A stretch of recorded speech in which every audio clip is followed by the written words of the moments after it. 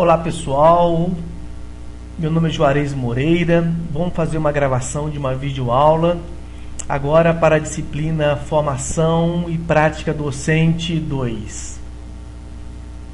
Bom, eu trouxe essa imagem aí para a gente poder refletir sobre a questão da educação e ver também que a educação, nós sofremos um processo de educação num processo de socialização primária em casa, podemos ver aqui com a família, e um processo de socialização secundária na escola. Mas tem outros fatores que influenciam no processo de educação, tais como amigos, televisão. Hoje a televisão educa muito mais do que pais, do que professores, o meio ambiente, a religião, os jornais, o computador, a internet, as redes sociais. Então tem uma série de inter-relações em que contribui para essa formação do ser humano. Então a educação ela pode ser considerada, numa perspectiva ampla, como uma somatória de influências e inter-relações sociais que convergem para a formação de traços de um sujeito, no que se refere à sua personalidade, valores e conhecimento. De certa forma, estamos sempre aprendendo, né? Então a gente aprende sempre, a cada dia, mesmo que de forma inconsciente. Então essa educação formal, que ela ocorre na escola propriamente dita, é uma educação estruturada, sistematizada, que tem um currículo real, né? É um currículo que ocorre dentro da sala de aula, que nós chamamos de caixa preta. A sala de aula é a caixa preta da escola. Coordenador, direção, governo, fique sabendo o que ocorre dentro da sala de aula.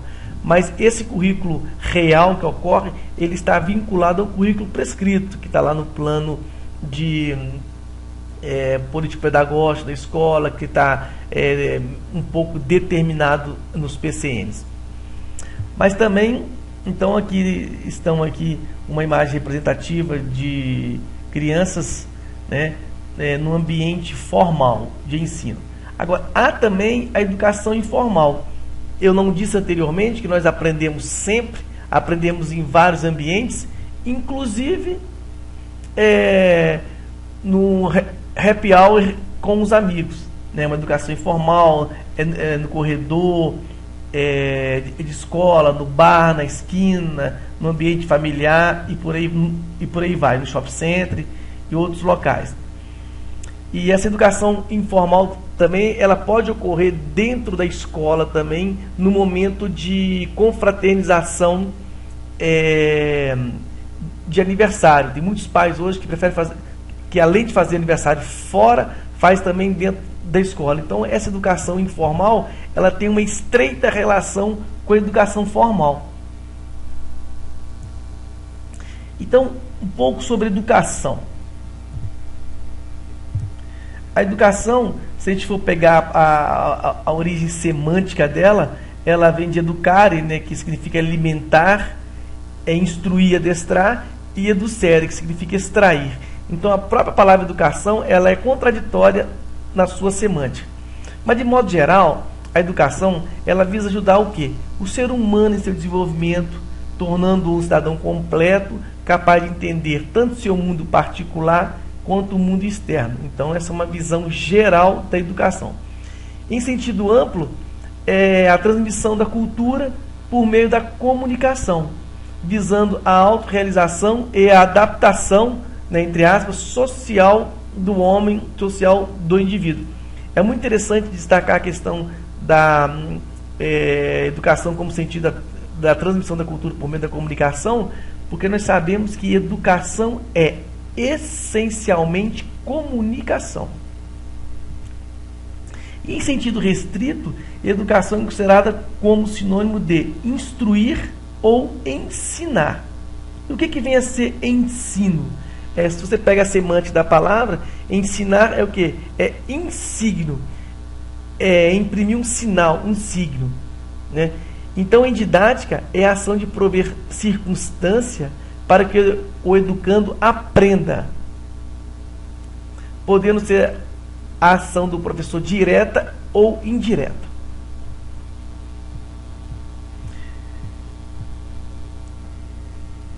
Bom, para que uma pessoa atinja um determinado grau de conhecimento, que a gente chama de instrução, é possível lançar a mão de ações intencionais, que é o ensino, segundo o processo social mais amplo, educação.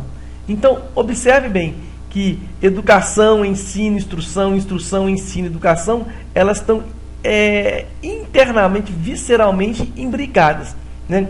Então, eu trouxe um esquema aqui que vai mostrar esses diferentes níveis, como eles estão se relacionados. Então, educação. Na parte externa aqui nós temos educação, que é o processo social amplo de influências e interrelações, compreende situações intencionais e acasos, né? Lembra lá daquele primeiro slide que eu passei, que a quantidade de influência que nós recebemos nesse processo de educação. E o ensino, ele já é mais instrumental, operacional, são as ações, meios e condições para a realização intencional da instrução. Então a gente observa que todo ensino ele tem uma intencionalidade. O professor tem que estar consciente disso, que o ensino ele é intencional, ele tem que ser intencional. E a instrução é a formação e desenvolvimento intelectual mediante domínio de um determinado conhecimento. Bom, aí então nós chegamos aqui à parte da didática, né, que vocês podem observar mais informações na aula 1 dessa disciplina de formação e prática docente 2. A didática, segundo o Comênio, é a arte ou técnica de ensinar. É a arte ou técnica de ensinar tudo a todos. Então nós podemos observar bem que todas as pessoas são capazes de aprender. Se a pessoa não aprende, nós temos que obrigatoriamente mudar a forma de ensinar. Então, essa palavra didática difundiu-se com o aparecimento da obra de Jean Amos Comênio, intitulada Didática Magna, ou Tratado da Arte Universal de Ensinar Tudo a Todos, publicada no ano de 1657. É interessante demais que a palavra didática está imbuída do ensinar tudo a todos, né? É uma ciência cujo objetivo fundamental é ocupar-se das estratégias de ensino, das questões práticas relativas à metodologia e das estratégias de aprendizagem.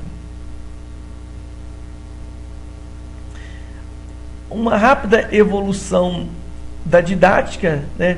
A década de 30 era o conservadorismo, o foco eminentemente no professor e na aula, a exigência da aprendizagem apenas para o aluno,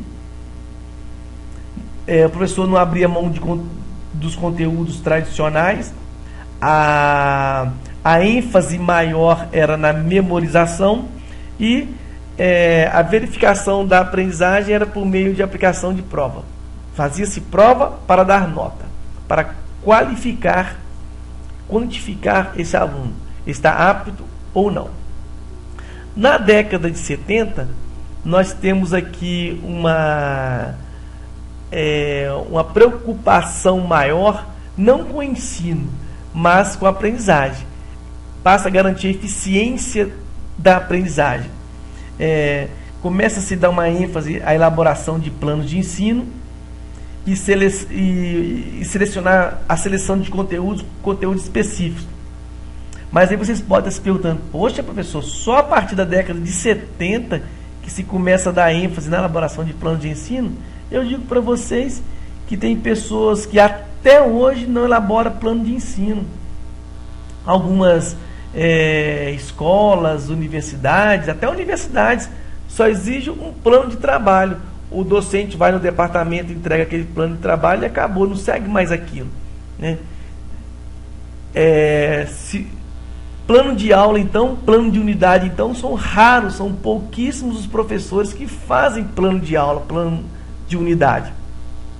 Então hoje, dentro desse processo de evolução da didática, nós temos um comprometimento com a qualidade cognitiva das aprendizagens, né? Hoje a neurociência está aí para nos orientar, para nos transmitir conteúdos, informações relacionados como se aprende, né? O professor como mediador da preparação dos alunos para o pensar. Então nós temos essa evolução didática ao longo das décadas, ao longo dos anos. Mas como as coisas não são mecânicas, não são hierárquicas, nós hoje vivemos e temos muito ranço ainda da década de 30, lá do conservadorismo. Vocês, como atuantes em sala de aula, frequentadores assíduos de sala dos professores, devem ouvir depoimentos relacionados ainda na década de 30. Então, eu trouxe aqui para vocês o estilo de professor segundo José Carlos Libani, né? Então, nós temos no primeiro linha aqui o estilo de professor, nós temos a organização do ensino, nós temos a concepção de aprendizagem relacionada com cada estilo de professor, nós temos o efeito para o estudante e nós temos a forma de avaliação. Eu não vou me ater a essa lâmina, vocês podem parar essa videoaula para estar observando, lendo com detalhe, mas eu vou rapidamente falar só sobre aquele professor que é transmissor de conteúdo, como ele se procede, aquele que é facilitador, o técnico e o mediador. Então eu peço para vocês ter uma leitura dessa lâmina que vai nos embasar nas nossas ações, em nossas reflexões no fórum. Então vamos buscar algumas definições aqui sobre o que nós já falamos lá anteriormente. A pedagogia é ciência que investiga a teoria e a prática da educação e sua relação com a prática social global. A educação é a prática social que ocorre em várias instituições e atividades humanas, não só na escola, mas como na família, no trabalho, nas igrejas, etc. O ensino é o aspecto instrutivo da educação, da formação, ele está relacionado com a transmissão de informações. Você já sabe muito bem que nós não transmitimos conhecimento, mas nós transmitimos informação. Eu, nesse momento, eu lanço mão do meu conhecimento, que para chegar até vocês, a informação. Então, o que é o conhecimento? É informação em uso. Eu estou usando do meu conhecimento para passar para vocês algumas informações relacionadas com a didática, em especial com a didática específica. E a metodologia são indicativos das ações a serem desenvolvidas pelo professor e alunos em cada etapa do processo ensino-aprendizagem. Também pelos alunos? Sim, também pelos alunos. Porque nós temos que levar o aluno também a ser partícipe desse processo de sua formação. E os métodos referem-se aos papéis e posturas assumidos pelo professor e alunos durante a situação do ensino. É um caminho mais pontual. E a técnica refere-se à forma como o método será desenvolvido. Eu posso lançar mão de várias técnicas diferenciadas para tratar conteúdos diferenciados, ou de diferentes técnicas para tratar do mesmo conteúdo. Eu posso utilizar a aula expositiva como uma técnica, eu posso utilizar a dinâmica de grupo como uma técnica e as suas várias nuances, como a Philips 66, como painel integrado, como GVGO, né, grupo de verbalização, grupo de observação e tantas outras técnicas que nós temos a nosso dispor nos manuais de didática. Então hoje, que tipo de professor que temos hoje?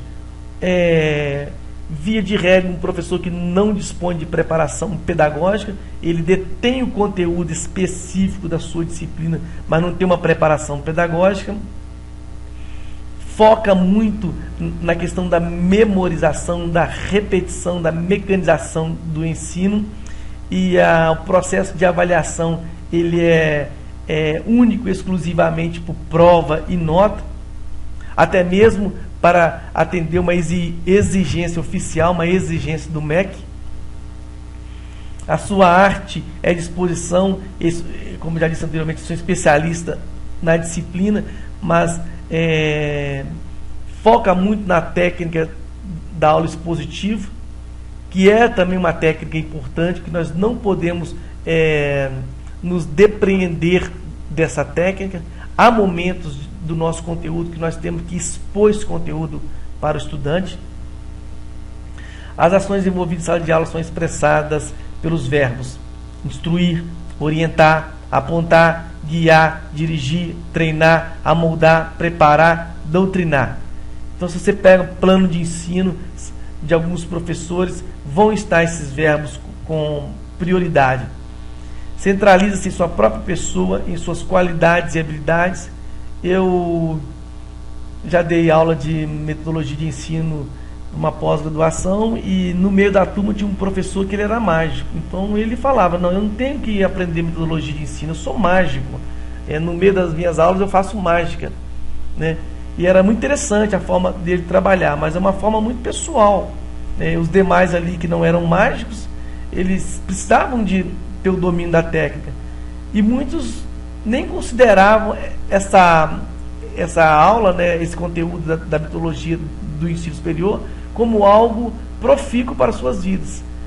Eles se focavam mais na questão das disciplinas mais específicas da pós-graduação. Mas, fechando parênteses, vamos seguir. Então, qual é o professor que desejamos? Um professor que desenvolva nos alunos uma aquisição de uma mentalidade científica, na busca do conhecimento, naquela vontade de pesquisar, o desenvolvimento das capacidades de análise, né, de síntese e avaliação de si, do outro, do professor, dos instrumentos de ensino, da metodologia utilizada pelo professor, e uma avaliação da sua própria aprendizagem dentro desse processo, bem como aprimoramento da imaginação criadora. É muito importante isso. Hoje nós temos que equilibrar os dois lados do cérebro. Um facilitador de aprendizagem que construa um conhecimento e não somente que repassa conhecimento. Um professor que saiba, continuando aqui o nosso raciocínio, né? Um professor criativo, inventivo, curioso pelo inusitado, né? Como a própria complexidade nos ensina hoje. Nós temos que saber trabalhar com as emergências que surgem na sala de aula, né? Aqui entra muito a capacidade de flexibilidade, mas também não podemos abusar muito da flexibilidade, porque o professor não pode ser um improvisador, e também não pode ser um técnico somente que tem uma técnica que vai adotar um plano de ensino, uma estratégia única, e também não pode ser um improvisador. Então, nem tanto ao mar, nem tanto à terra, né? O meio termo, o professor criativo, inventivo, que tenha-se um plano A, mas também tem um plano B, que se permite a abertura a um plano C. Um professor que utilize um conteúdo contextualizado, vida social, pessoal, do cotidiano, ou seja, um conteúdo vivo e participativo, e significativo para o estudante. O Ausubel já nos traz essa perspectiva da aprendizagem como uma ancoragem. Você tem que ancorar em um lugar. Eu sempre indico para os professores trazer coisas cotidianas, uma matéria do jornal, para ler inicialmente na sala de aula, e a partir daquilo problematizar o seu conteúdo. E algumas responsabilidades e funções do professor: planejar estudos e trabalhos da formação do aluno, orientar os alunos para ver e sentirem a realidade,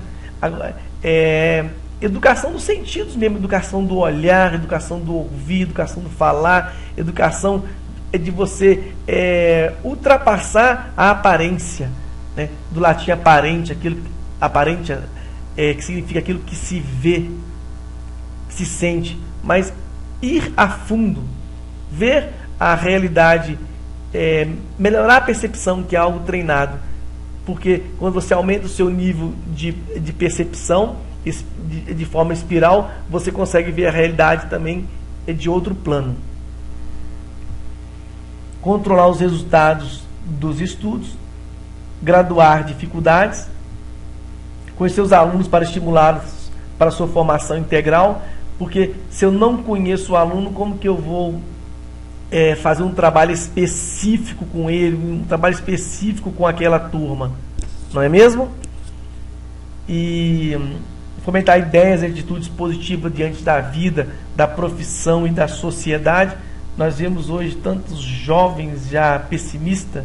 Recente eu entrei no elevador sorrindo e cantando, uma criança perguntou para mim: nossa, mas por que você está tão alegre desse jeito?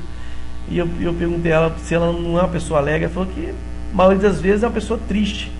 Eu também não entrei muito no mérito, mas é o que a gente vê, uma tristeza latente nas pessoas. Então nós temos que fomentar atitudes positivas também diante da vida, favorecer a construção da autonomia intelectual, no dizer de Kant, sapere aude, ouse saber, né?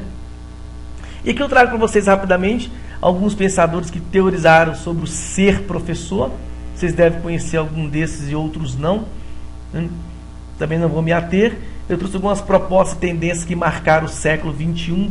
Quanta coisa que vocês estão vendo aqui que a gente pode estar trabalhando, que nos marcaram, que a gente conhece e outras não.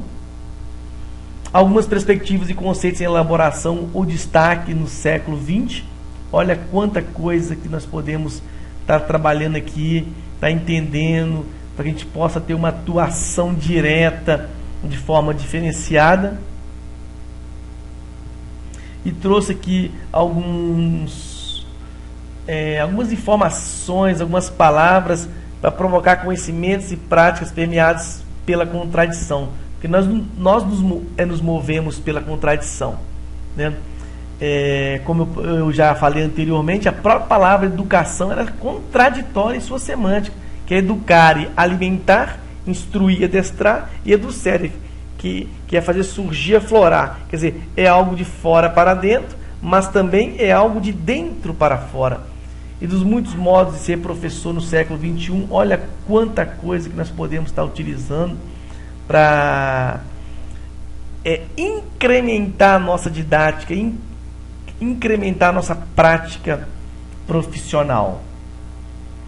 E é tão interessante, né, você ver uma imagem dessa aqui, super moderna, né, num auditório, todos os estudantes aqui com um computador de uma marca específica e um jovem aqui com papel, com caneta. E é interessante, né, que até bem pouco atrás uma pessoa que levava um computador para a sala de aula era considerada um alienígena, e, né, para essa imagem o alienígena é quem está com papel e computador. Mas até hoje tem muitos estudantes que levam computadores para a sala de aula e professores ficam, né, daquele jeito. Recente, um colega pediu para um aluno fechar o computador enquanto ele estava dando aula no curso específico. O aluno falou com ele assim: professor, o senhor quer que eu feche o meu livro? Fica para pensar. Bom, eu disse isso tudo para ver nesse processo de reconstrução, que vocês têm as aulas de estudo, a aula 1, que está lá na didática geral, para vocês poderem reler aquilo, fazer um processo de reconstrução dessa didática, e como vocês estão atuando. A partir da aula 2, a gente já começa a entrar um pouco na didática específica, e vocês vão também reconstruindo esse trajeto, para que a gente possa fazer uma primeira atuação no fórum. Então, a verdadeira aprendizagem, ela se dá quando o aluno reconstrói o conhecimento e forma conceitos sólidos sobre o mundo, o que vai possibilitá-lo agir e reagir diante da realidade. Esse reconstruir muito tem me motivado neste tempo de docência, porque também fica banal, rotineiro o trabalho do professor, se você não procurar esse processo de reconstrução do seu que fazer, né? Então, a concretização dessa aprendizagem, baseada na reconstrução, se dá mediante o que se entende como sendo os 7 passos da reconstrução do conhecimento. Então tem o sentir, o perceber, o compreender, o definir, o argumentar, o discutir e o transformar. A seguir, eu vou apresentar para vocês esses passos de forma detalhada. Não vou me ater a cada um, a lâmina está aí para que se possa fazer uma leitura detalhada, né? Então, só focando aqui no 7º passo, que é o transformar, ele é o último passo da reconstrução do conhecimento, que é a transformação. É o fim último da aprendizagem significativa, é a intervenção na realidade. Sem esse propósito, qualquer aprendizagem, ela é inócua, ela é vazia. Pois bem, então fica aqui, eu quero que vocês leiam atentamente cada um desses passos. Então, dentro dessa perspectiva, pessoal, de reconstrução, eu faço agora um pedido para vocês, que reconstrua a trajetória da didática e relacione-a com o papel da didática específica na reconstrução da visão de ciências pelo estudante, né? Então, para o fórum, eu vou pedir que vocês façam inicialmente este comentário, associando sempre os conceitos aprendidos nas aulas, citando a página da aula para melhor localização, caso você vá especificamente na aula. E como sugestão, então, dessa chamada inicial do fórum, está aí o papel da didática específica na reconstrução da visão de ciências pelos estudantes. Eu aguardo a reflexão de vocês no fórum e, mais uma vez, volto a dizer que vocês têm aí, para atuar no fórum avaliativo, vocês têm de posse os materiais. O conteúdo desse slide, o conteúdo das nossas aulas disponíveis e o conteúdo que vocês trazem já como pré-requisito dentro desse processo de formação pessoal, individual de cada um de vocês. Abraços, aguardo vocês, Juarez Moreira.